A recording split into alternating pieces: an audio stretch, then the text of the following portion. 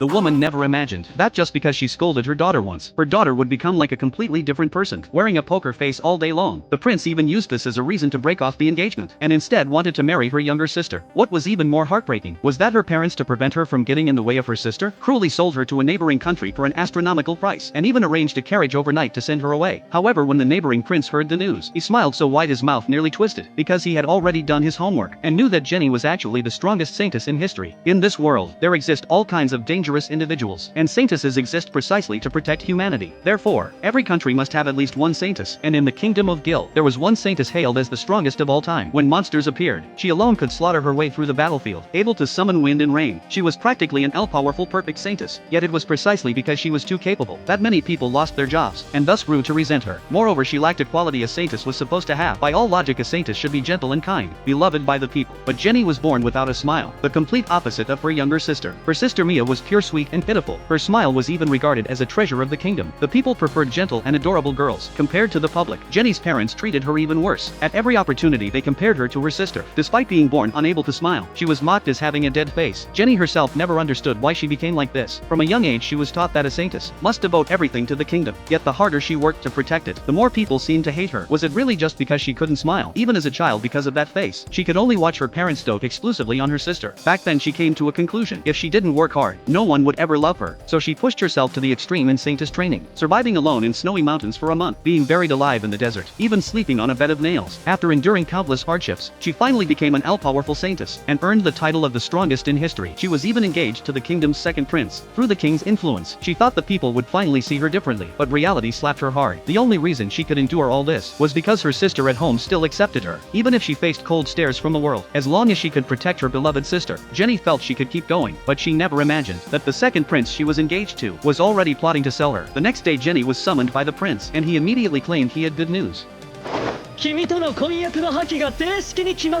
Unilaterally canceling the engagement wasn't enough. He even announced he would marry her sister instead. Compared to cold and expressionless Jenny, the lovable Mia was the perfect queen candidate. The prince claimed that at a banquet a few days ago, he had already confirmed Mia's affection for him. In truth, this was all his own delusion. No one knew where his misplaced confidence came from, and behind all of this were Jenny's parents pushing things along. They believed her sister was better suited to be queen. What's more, the three of them actually sold Jenny, because the neighboring country's only saintess had suddenly died. The prince agreed to their request, using national-level resources and funding to trade away the strongest saintess in history. The prince smugly believed he had struck an incredible bargain. Her parents also gained enormous wealth and rose into the upper nobility, unaware that this would become the greatest loss in Gil Kingdom's history. But Jenny knew none of this. She believed this was truly Mia's wish. If it could bring her sister happiness, perhaps obediently leaving was the right thing to do. The night Jenny left, her sister knew nothing about it, while the prince was already considering building a golden statue of himself. After all, the current king had long been bedridden. If the king ever woke up, he would surely be furious with his son. The next day Jenny's carriage reached the border. She had no idea what kind of treatment awaited her. Perhaps she would be treated as a slave and forced to work endlessly. Yet reality was completely different from what she imagined. Neatly lined soldiers stood in formation to welcome her, leaving her mind completely blank, because she had never been treated with such importance. After thinking it over, Jenny came to a conclusion. They must have paid an enormous price to buy her, which was why they treated her with such care. Once she reached the capital, she would surely be exploited to the very end. However, the neighboring country held a grand welcome party for saintesses, which left Jenny confused. At that moment, the leading priest immediately stepped forward to welcome her, with an extremely sincere attitude. Even the nuns were the same. Jenny asked what today's task was, and the answer she received was simply to enjoy the party. This treatment was the complete opposite of before. It made her so uneasy that she hid in a corner, and only dared to eat salads and vegetables. Then someone suddenly asked her if it tasted good, saying the vegetables were grown by her own hands. Just as Jenny assumed this person was a farmer, the priest suddenly appeared and introduced her. This person was the neighboring country's second prince Os, the one responsible for purchasing her. Os then solemnly apologized, explaining that their saintess had died unexpectedly, and buying Jenny was their only option. No matter what he said now, it wouldn't change the past, but he promised to make her fall in love with this country. At that moment, the first prince's heart also rushed over and offered his own welcome. Later Jenny rode through the capital in a carriage, observing the country along the way. The next day she woke up exactly at 5 in the morning. The butler and maids were confused, wondering why the saintess woke up so early. They assumed it was just first day enthusiasm, until Jenny told them she woke up at this time every day, which left them utterly stunned. But what shocked them even more was that Jenny, just by reading the terrain on a map, could pinpoint where mushrooms would grow. She warned them the next area would be dangerous, and asked them to stay somewhere safe. The butler and maid replied they were assigned to protect her, and had undergone special training for that purpose. Jenny was deeply puzzled, because she had always worked alone before, and assumed they were there to monitor her work. At that moment the maid asked the butler how a saintess creates barriers to stop monsters. The butler explained that a saintess first prays to the gods, then manifests something called pillars of holy light. When the pillars connect, they form a barrier. Any monster within that range is drastically weakened. However, creating these pillars usually takes over 10 hours, which is why guards are stationed nearby. Yet in just 30 minutes, Jenny completed the pillars. The butler was completely dumbfounded. Normally creating one pillar in a day was considered impressive, but Jenny produced over a dozen in a single morning, and finished setting up the entire barrier. The butler urged her to rest immediately, since barrier construction consumes immense mental energy, and warned her not to overexert herself. Unexpectedly, Jenny insisted on heading to investigate the mountain range on the other side.